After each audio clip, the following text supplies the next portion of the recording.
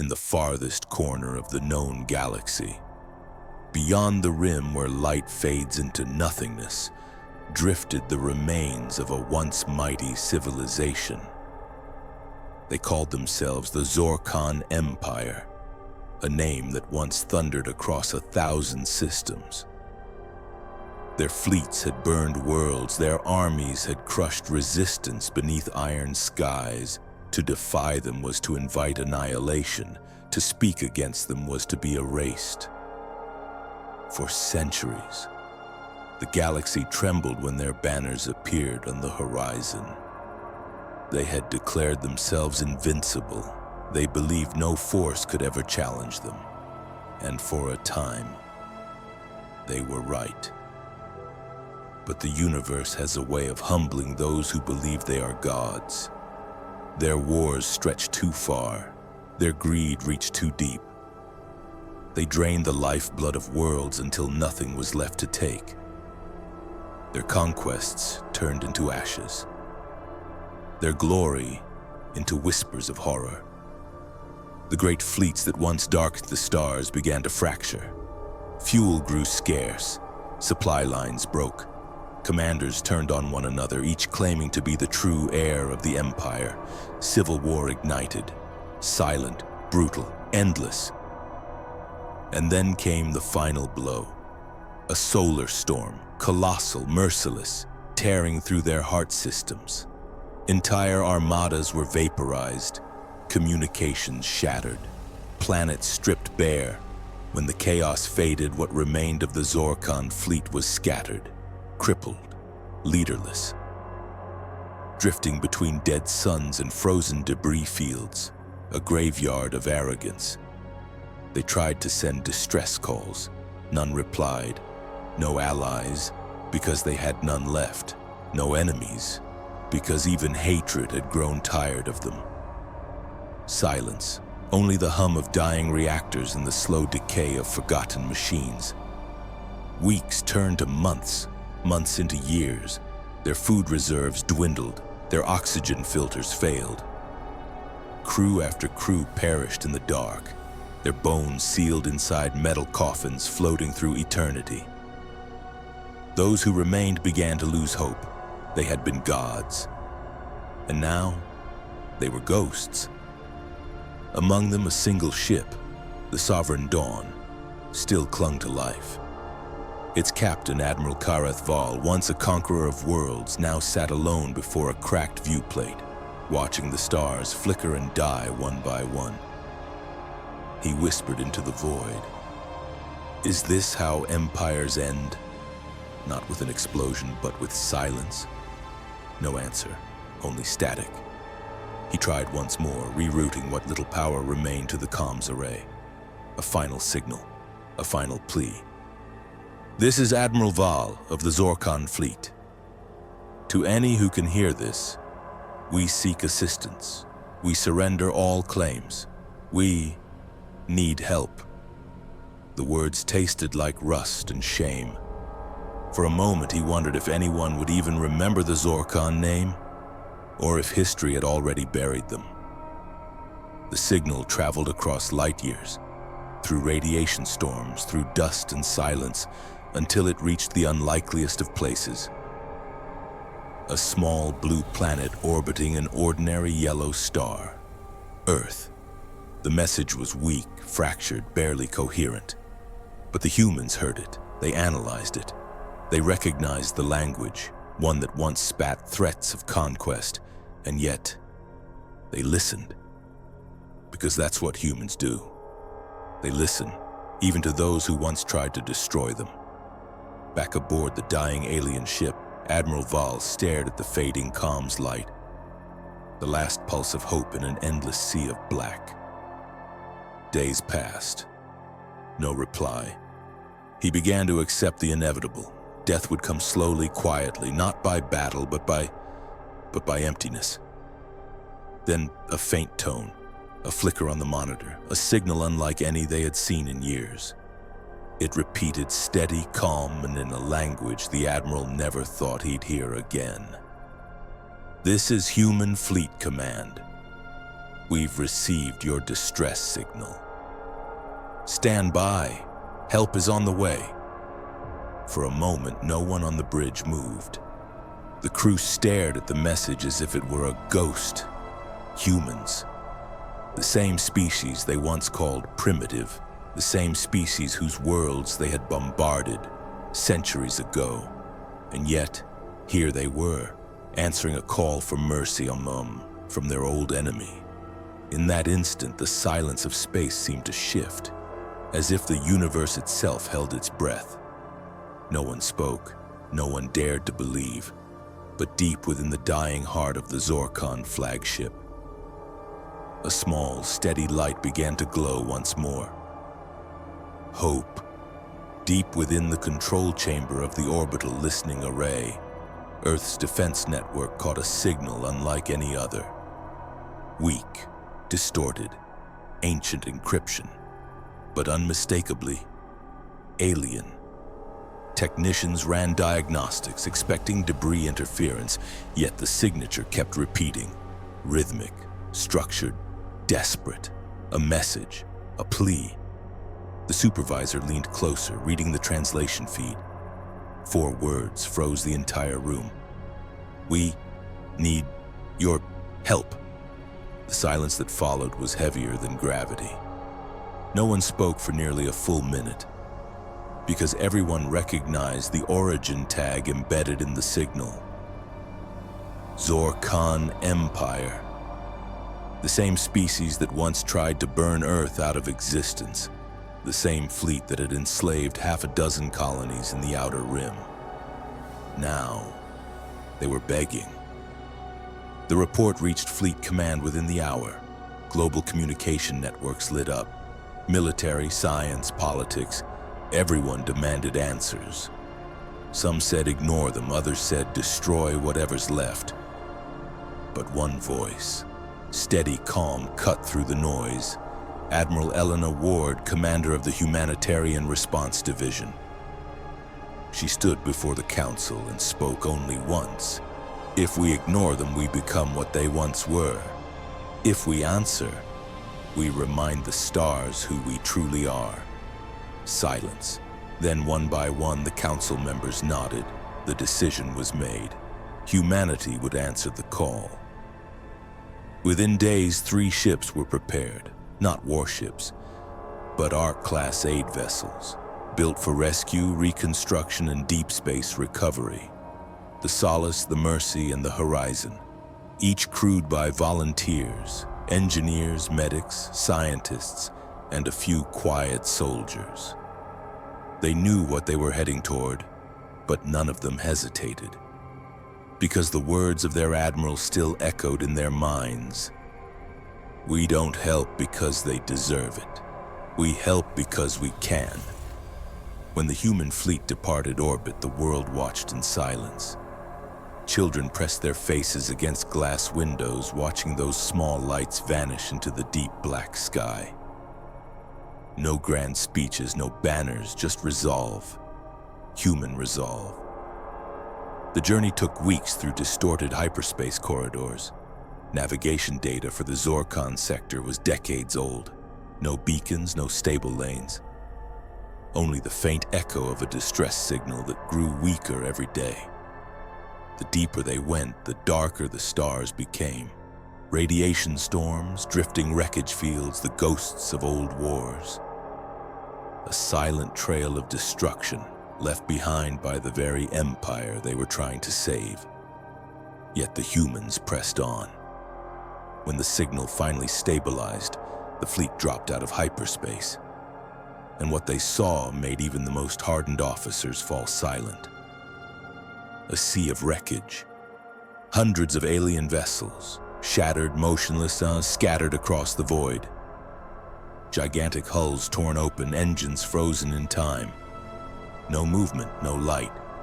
The once mighty Zor'khan fleet reduced to drifting tombs.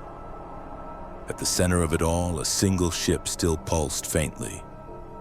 Its beacon weak but alive. The Sovereign Dawn. Admiral Ward stood before the viewport, the dying glow of that ship reflecting in her eyes. She opened the comm channel. "This is Human Fleet Command. We've received your signal. Do you copy?" Static. Then a faint, broken reply. "This is Zor'khan Vessel Sovereign Dawn. Identification confirmed. The transmission collapsed into noise. Admiral Ward nodded to her communications officer. "Lock the signal. Triangulate their position. We're going in." The Solace moved forward, gliding through the debris field. Dead alien ships loomed like silent witnesses. No hostility detected, no energy signatures, just cold, lifeless metal. Then, a flicker. Power readings, life signs, faint, but there. The Zor'khan were still alive. Admiral Ward sent the transmission again, slower this time. "Sovereign Dawn, this is humanity. We're here to help. Stay calm. Assistance is coming." No answer, just silence. But a single light blinked from the alien ship's hull, a coded acknowledgement. They had heard, they understood. For a moment, even the void seemed to hold still. No one could explain what they were feeling. Relief, awe, fear, maybe all of it. The universe had seen war for millennia, but this was something different. One species, once hunted, now reaching out to save its hunter. And in that silence, the legend of humanity grew. Not through dominance, not through conquest, but through compassion, the kind that could echo through eternity. The human ships approached the ruins of the once glorious armada, their engines cutting through the stillness like whispers through fog. No resistance, no defenses. Just the quiet hum of broken pride. The Solace took point. Her hull lights illuminated fragments of alien steel, etched with ancient markings, symbols of empires long gone. Every plate, a reminder of arrogance turned to dust. "Distance 500 meters, the navigator reported. Power readings minimal. Radiation within safe limits." Admiral Ward stood at the center of the bridge, silent, her gaze fixed on the faint beacon ahead. "Activate comms. Open channel to the Zor'khan vessel." A soft static filled the air. Then a deep, broken voice answered. "We hear you. Identify yourself. This is Admiral Elena Ward of the Human Fleet. We received your distress signal. We are here to assist." There was a long pause. The alien's voice returned, slower, uncertain. "Humans who came to destroy us before, now you come to help?" "We came," Ward replied, "because no one deserves to die alone in the dark." Silence again, then a quiet acknowledgement. "Docking coordinates transmitting." As the human ship aligned, the wreckage field shifted, ancient hulls groaning under invisible gravity. Every movement felt like trespassing into a graveyard. Mechanical arms extended, locking gently onto the alien vessel. Atmosphere fields stabilized, the airlock sealed. A corridor opened. The first human rescue team stepped forward, their suits carrying the emblem of Earth. Blue and white, symbols of life and peace. The lights flickered, metal creaked, and then for the first time in centuries, a Zor'khan door opened to outsiders. The corridor inside was dim, walls scorched, pipes hissing. Everything smelled of decay and lost time. As they moved deeper, faint movements appeared, figures watching from the shadows. The remnants of a species once feared by entire galaxies. They were thinner now, weaker, eyes hollow from years of starvation and isolation. But when they saw the humans, they didn't raise weapons, they didn't run. They simply stared, unsure if this was real, or a final hallucination before death. "We mean you no harm," the human lead said through the translator. "We bring supplies, medpods, power cells. Please, guide us to your command center." No reply. Only faint footsteps as one alien slowly turned and gestured down the corridor. They followed in silence. At the heart of the ship lay the command bridge. Once a monument of power, now cracked and dim. Screens flickered weakly. A single chair remained upright, and in it sat Admiral Kareth Val, the conqueror of worlds, now barely alive. He stared at the humans for a long moment, then spoke, voice rough, cold, uncertain. "You should have let us die." "We could have," Ward replied softly, "but that's not who we are." He turned away. "Why help those who tried to end you?" "Because survival isn't victory," she said, "and mercy is the only thing that outlives war." Val's eyes flickered with something between disbelief and shame. He said nothing more. The humans began unloading equipment: emergency reactors, filtration units, food rations. Power slowly returned to the ship. For the first time in decades, warmth filled the air. One of the younger Zor'khan engineers whispered, "You fix what we destroyed." No one answered. They just worked. Hours passed. The lights brightened. The hum of engines returned, weak but alive. Across the fleet, dormant systems began to stir. Rescue pods deployed, med units activated, names once thought lost, answered back over comms. And through it all, the humans stayed silent, their actions speaking louder than any speech could. When the last power cell was installed, Admiral Ward opened her private log.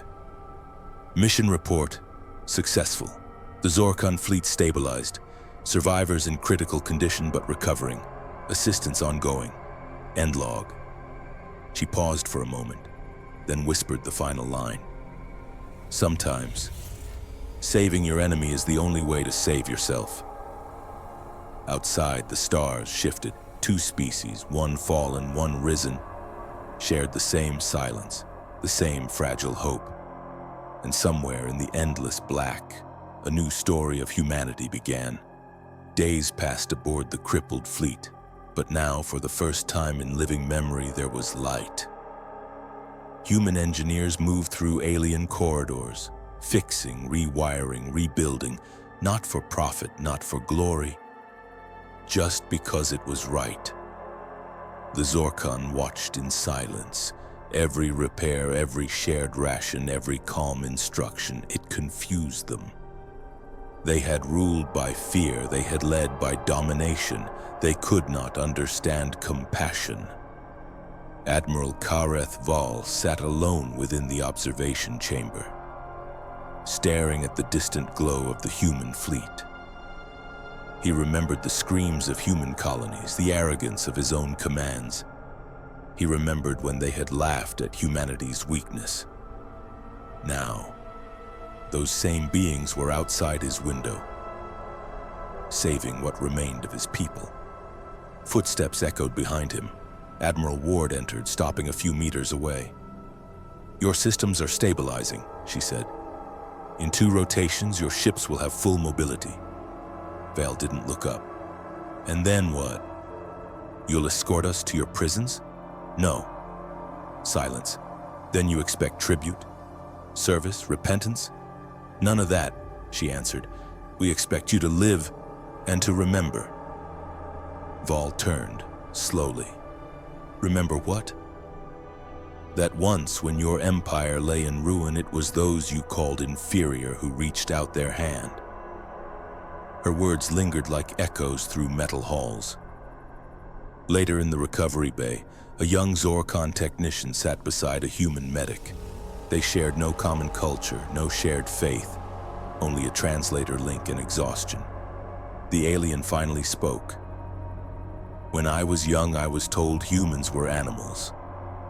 The medic smiled faintly. "We were told the same about you." They both laughed, a sound awkward, brittle, but real. Across the decks, these small exchanges began to multiply. Shared meals, shared repairs, small moments of understanding replacing centuries of hate. On the 3rd day, Admiral Val sent a request to meet again. The two stood before the ship's restored viewport, stars gleaming like silent witnesses. "Your people. They act without hesitation," Val said. "No demand, no condition. Why?" "Because we know what it's like to fall," Ward replied. "We've been there. Wars that burned continents, mistakes that nearly ended us. Yet you survived." "No," she said quietly. "We changed." Val considered her words, his reflection flickering beside hers on the glass. "If the universe gave us another chance, we would not deserve it. Then make this your first step toward deserving it." He looked out again, the stars brighter now, the systems humming with new life. "You humans," he said softly, "you fight wars like gods and forgive like saints." Ward didn't answer. She just looked at the endless black beyond and said, "We forgive because we remember what it means to be broken." The following hours felt different. Alien workers began assisting human teams. Old rivalries faded into quiet cooperation. One transmission after another echoed across the fleet. Reports of life support restored, energy grids reconnected, engines alive, hope spreading like sunrise.